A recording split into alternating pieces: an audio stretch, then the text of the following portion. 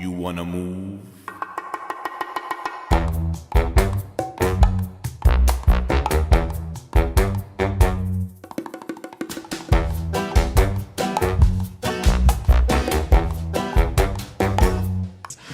Let's try.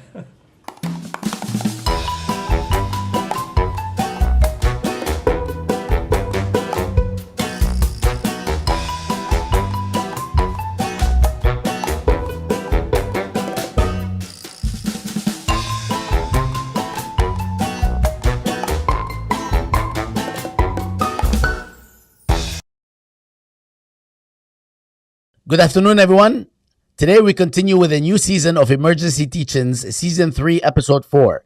Our teaching today addresses who should America bomb or annex next?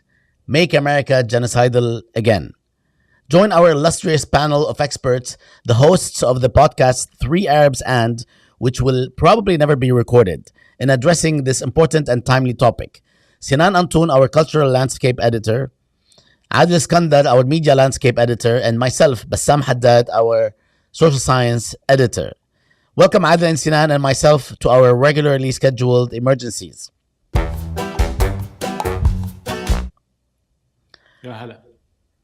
Folks, let's face it.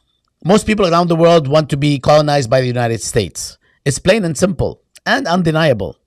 This emergency teaching is a true reality check where we finally expose hapless socialists and other conscientious people who keep yapping about toothless, sleep-inducing international law and out-of-touch abstract academics who do not even know what bukkake means, blinded by research and theories to convince us that regime change isn't fucking amazing for invaded, occupied, and annexed countries and territories. Also, it's not just Venezuelans and Iranians who are literally begging Trump to take over the countries. The list is long and the competition fierce. The world needs it. I mean, who doesn't want to be shot in the face 3 times by a true American? Huh? In this landmark treatment, we debunk criticism of US Imperial past and survey the countries that deserve a star on the US flag. Adil, can you share with us your thoughts on whom we should bomb next? Thank you so much, Bassam, for this. Okay, so there are so many vying for U.S. attention and annexation. From the very few Afrikaner farmers of South Africa who miss the glorious days of apartheid and need saving from Black people in Africa, to the Christians in Nigeria, where the state has failed to rescue Christians from religious persecution. There is nothing that they need more than an invigorating, refreshing, and ultimately liberating bombing campaign that airstrikes their country. And the aerial bombardings are just the teaser. There's more where that came from. The full power of US Imperial Armed Forces is at the world's disposal, especially if your country has vast reserves of oil, rare earth minerals, land, strategic trade routes, or a pair of old school Nike Air Jordan 13s. The US isn't annexing, it is freeing. Trump has officially become the world's greatest liberator. He doesn't need Machado's Nobel Peace Prize. Yeah, Jonas, Prime Minister of Norway, who denied Trump the Nobel Peace Prize. Fuck you. He should be replaced by FIFA's Gianni Infantino, for the record, who offered Trump the FIFA Peace Prize. Trump's very first mission after receiving the prize will be negotiating a ceasefire between the Moroccans and Senegalese after the African Cup of Nations debacle. Oh, hold on. They don't have oil and rare earth minerals? Who gives a shit? Anyway, Trump is not only a peacemaker, he is a messiah of peace. He's only one strike away, one commando operation away from saving everyone from everything and anything. And if you want him to save you from life itself, that too can be arranged. It's just 1 month, and he has liberated the people. In just 1 month, he's liberated the people of Venezuela. He has put freeing Iranians on his calendar for the year. Congratulations, Tabrik Migam. And he's vowed to make Greenland green or white again. In the same way that George W. Bush is remembered as a liberator of the Afghans in 2002 and Iraqis in 2003, Trump is racking up liberations like they're chips on a blackjack table. With the entire world being a game of risk, the US under Trump is on a roll and is sweeping the board. Watch out, New Guinea. The problem now is that the US can't fend off the countries begging for annexation fast enough. The United States has been answering the call, for the record, of war, liberation, and annexation for over 200 years. Don't let anyone fool you. Every war that the US has waged out of benevolence. The Anglo-Puritan Wars, the Acadian Civil War, the Pequot War, the Cherokee American War, the Northwestern Indian War, the American-Algerian War, the Quasi War, the War of the South, Barbary Wars, Tecumseh Wars, the US Annexation Republic of West Florida, the Battle of Woody Point, the War of 1912, Creek War, Barbary Wars, Texas-Sumatran War, Sumatran Expeditions, Mexican-American War, Navajo Wars, Hopi Wars, Utah Wars, the Garza War, the overthrow of the Hawaiian Kingdom, Spanish-American War, occupation of Nicaragua, Grenada, Haiti, Panama, Dominican Republic, Guatemala, the Korean War, Vietnam War, Cambodian War, Culture War, Salvadorian War, Gulf Wars 1, 2, 3, all sequels are interesting. Wars in Libya, Somalia, Bosnia, Kosovo, Taiwan crises, Afghanistan, Yemen, occupation of Iraq, Syria War, Ukraine War, and they're just warming up. Frankly, if you haven't been liberated by America yet, you must be feeling horribly left out. Don't worry, you can submit an application and get yourself on the list. People around the world are literally dying to die at America's hands. Darb al-Habib zay akle zibib, as they say in Arabic, which translates to getting hit by your lover is as sweet as raisins. Global politics in the age of Trump and after the release of the Epstein files is literally S&M, and countries around the world should be begging for it. Strap on that choker, crack that whip, yalla habibi, let's do it. Sinan, let us know your thoughts about this. Thank you, Adil. Look, all these radical leftists keep babbling about consumer rights. But when it comes to the rights of the US to consume and enjoy what it buys and deserves, they start screaming some Marxist decolonial mumbo jumbo. The US wants to buy Greenland. What is wrong with that? It is the most altruistic act if you think about it. Instead of keeping hard earned money and hoarding it, the US gives it away to foreigners, to Europeans. The US has always been and will always be an active and discerning buyer, not a window shopper. Moreover, big swaths of the country were bought, annexed, or stolen from natives. So what's new? Louisiana was purchased for $15 million from France in 1803. Florida in 1819 from Spain. Alaska was purchased in 1867 from Russia. Vermont and Texas were both annexed. The Philippines were purchased from Spain for $20 million in 1898. It was a very good bargain. The Virgin Islands was purchased from Denmark in 1917. And now they don't want to sell. So now you guys want to stop the United States from going on another shopping or annexation spree? It is authoritarian, fascist, and treasonous for anyone to object to the United States exercising its right as an imperial consumer. Bassam, what do you think? Thanks, Sinan. Finally, the United States is now at war with almost the entire world. This year alone, we bombed and invaded 7 countries, a modest number if you ask me. Iran, Yemen, Syria, Iraq, Afghanistan, Somalia, Venezuela, Nigeria. ما بنحكى فيهم. Rejoice. In fact, it's official. Well, it's been official for decades now. We are oil whores. Not just that, we are down with OPP. And the last P is not for pussy. Like that disgusting, un-American, and unchristian song. The last P stands for property, bitches. Israeli style. You are stealing my house. And if I don't steal it, someone else is going to steal it. No! You wonder who learned from whom, Israel or the United States. Like the chicken and the egg, who came first? Or like in 69, which is another way to describe the US-Israel connection. It does not matter who's on top, baby. They both suck. Adil, can you share with us your thoughts in a very long second segment?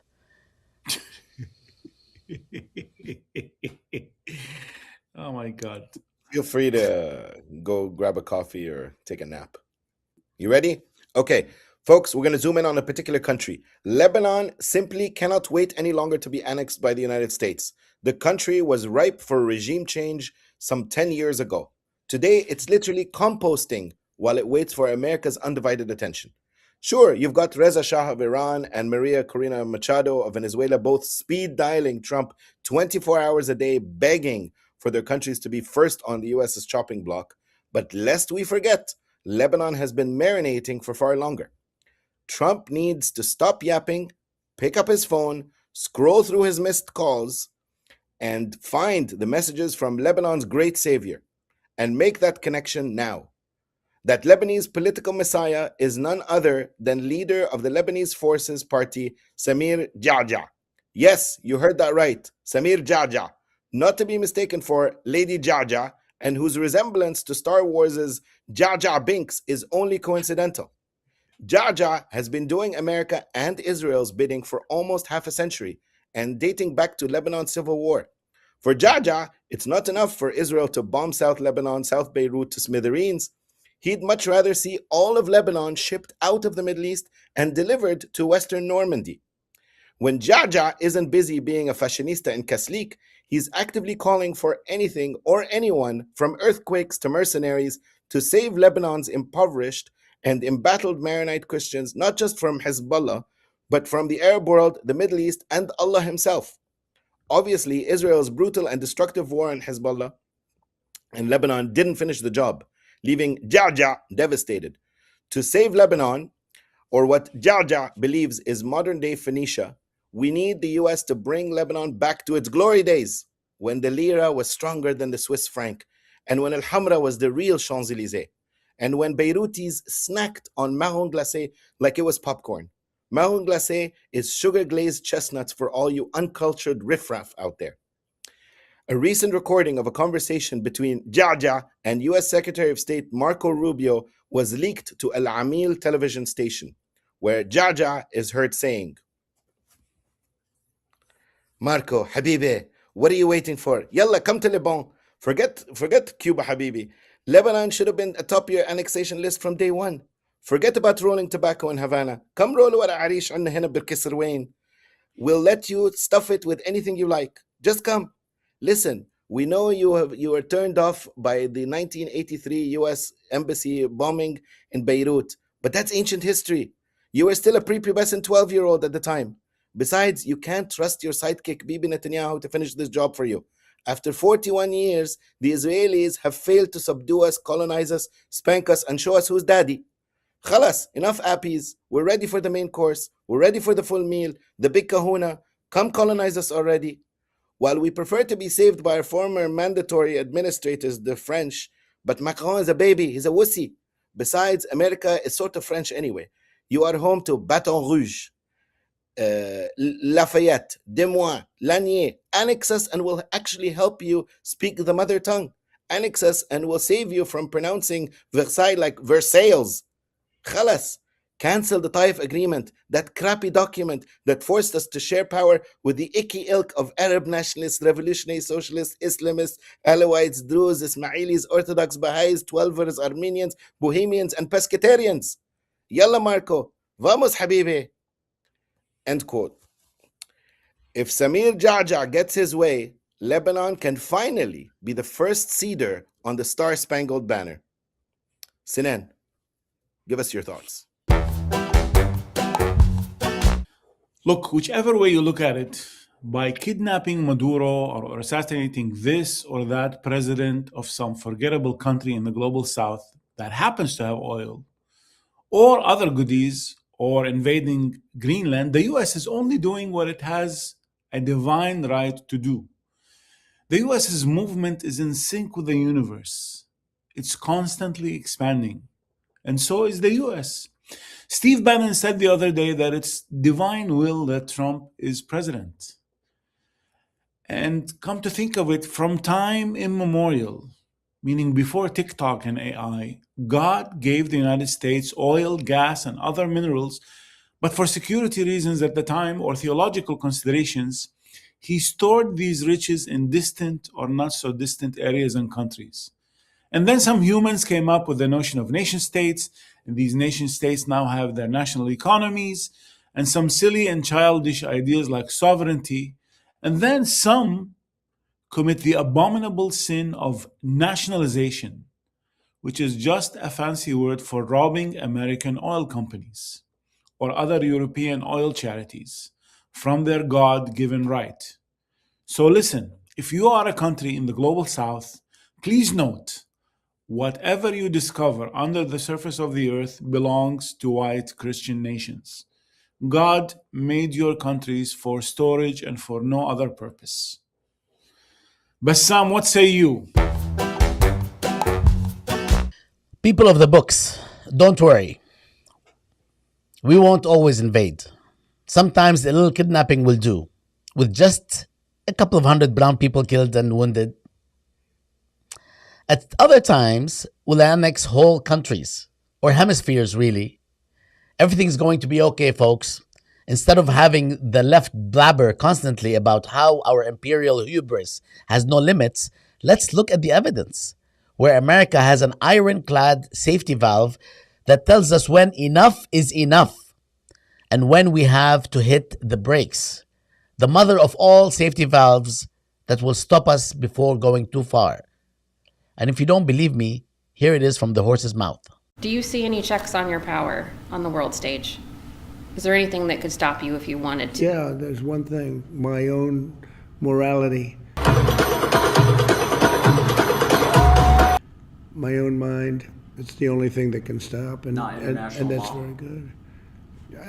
I don't need international law. I'm not looking to hurt people. It depends what your definition of international law is.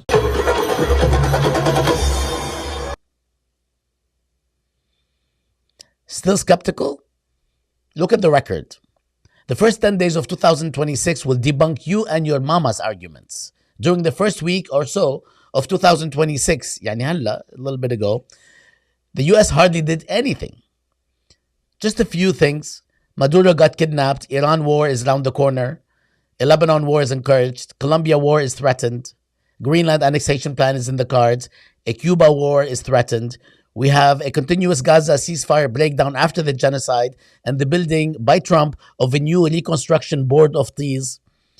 Airstriking Nigeria, airstriking Somalia and Somaliland, airstriking Syria, US-backed terrorists in Sahel, and ICE murdering and beating Americans left and right. Actually, if you look at US history in the 20th century, we're slacking.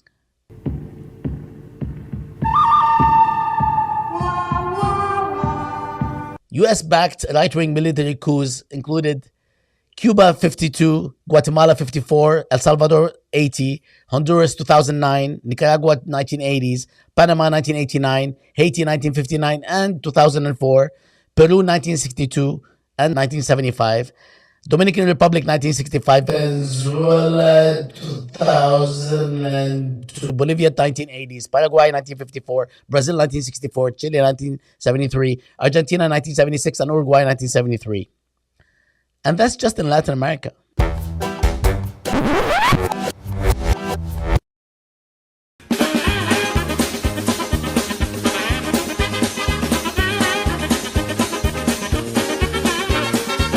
Folks, I know this has been tough, but do you want to share anything else as we close? I have nothing to say. طب انا هقول حاجه تانية بقى طالما انتوا فاضيين يعني. لا خلص انت حكيت enough كافية عودة العراق. لا اعطوا الولد فرصه خطيه ما خليني بس طلعها من عندي كده وسيبها وارميها خدها وارميها طلع اصلا ما حدا بيسمع.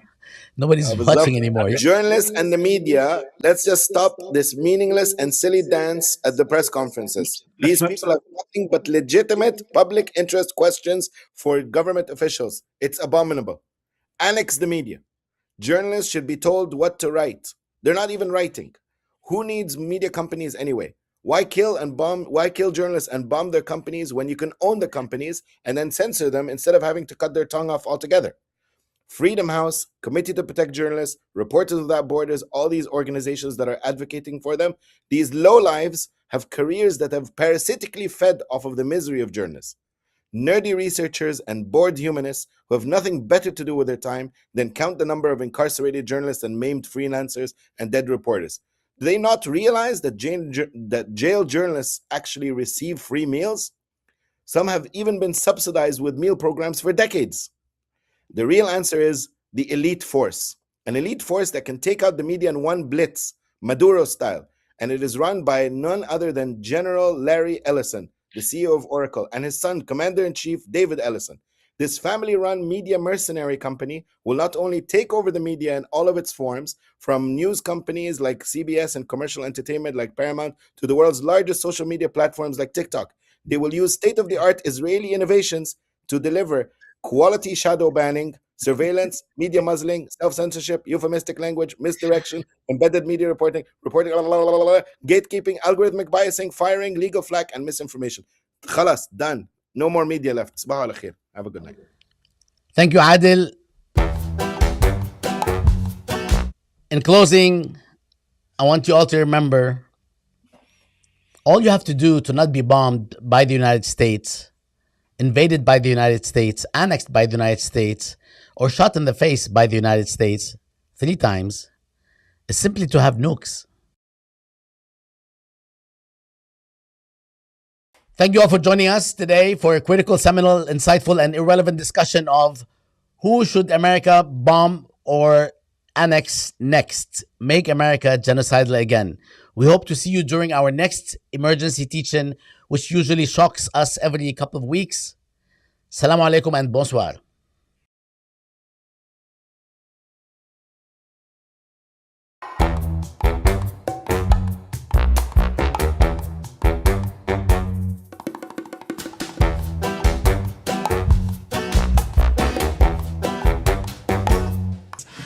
Let's try.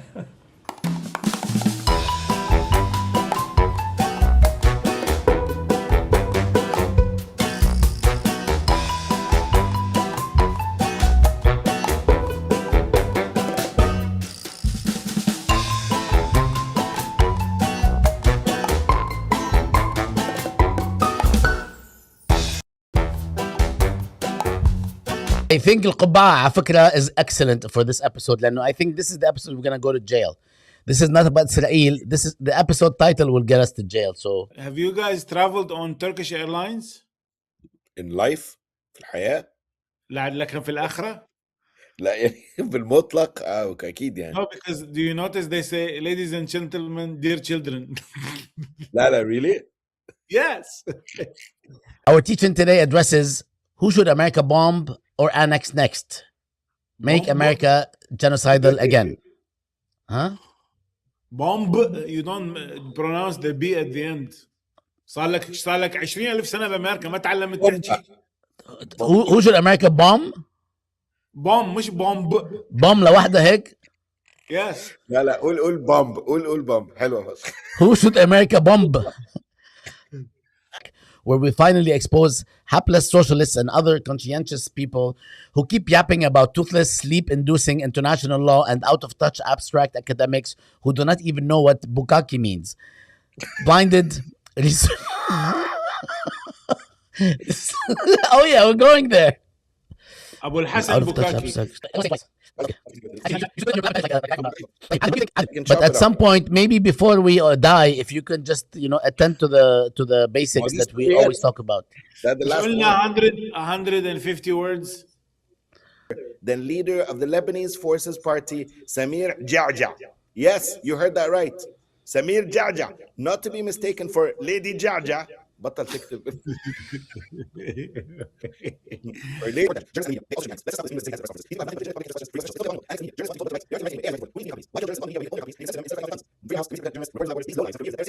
The misery of journalists. Nerdy researchers and bored humanists who have nothing better to do with their time than count the number of incarcerated journalists, maimed freelancers, and dead reporters. Do they not realize that jailed media personalities Adil, the last segment was supposed to be very short. What are you doing? مش فاضي قاعد قاعد في البيت. احنا بنقول one sentence. We have classes and courses and books and articles to write and videos to watch and be pissed off at. يعني أنا برأيي أنت نعمل لك segment وحدة 3/4 ساعة that you actually you as you write. Actually, أنت don't write a text. Do this again, Adil. What was that? Adil, do this again. Oh my God, you look so cute. Like Bassam's ex-girlfriend كانت هي she doesn't show up but she calls 45 minutes later to say that she's not gonna make it. Are you doing all this on? Are you doing all this on the phone? لا مش on the phone طبعا. إذا مش on the phone you have plenty كذاب. والله الفون اهو بص اهو. طيب بس انا فاتح سكرين كبيره. طيب يلا let's go.